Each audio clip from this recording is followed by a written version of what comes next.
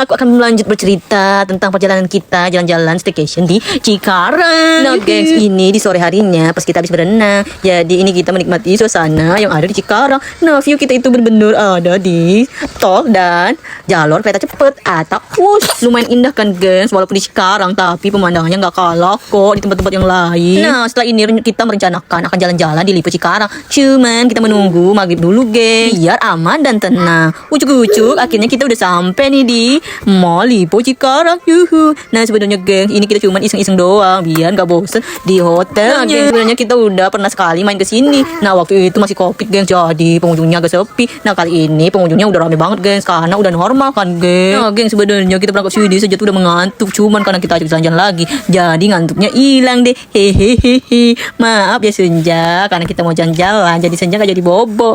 Nah, ini kita menikmati suasana di dalam mallnya. Kita bingung, gengs, mau jajan mau beli apa. Jadi kita lihat-lihat dulu aja ya, gengs, di sini. Jadi, gengs, kita tertarik ke tempat live musiknya, kayaknya seru deh, gengs, nongkrong di sana.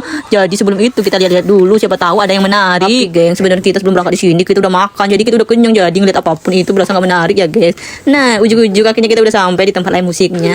Nah, jadi, gengs, sebenarnya di tempat sini kita senang, cuman kan tahu sendiri kalau outdoor itu banyak asap rokok, jadi agak worry deh, gengs. Di sini tidak kids friendly ya, gengs, karena memang asapnya itu ngebul dan di segala arah. Cuman itu dia, gengs, kita tetap aja menikmati di sini. Bukannya egois, cuman kita coba menikmati sebentar saja lalu kita selesai. Nah, gengs, di sini kita nggak beli apa-apa, memang kita berangkat itu dalam keadaan kenyang. Jadi ya udah, yang namanya jalan-jalan dan lihat-lihat doang, gengs. Nah, ini video kita lanjutkan di pagi harinya. Nah, walaupun kita berada di Cikarang, kawasan industri yang terkenal dengan pabrik-pabriknya, nah pemandangannya nggak kalah cakep, gengs. Ini sebenarnya Senja udah bangun dari setengah 6, gengs. Jadi dia iseng-iseng menikmati pemandangan tol dan jalur cepat.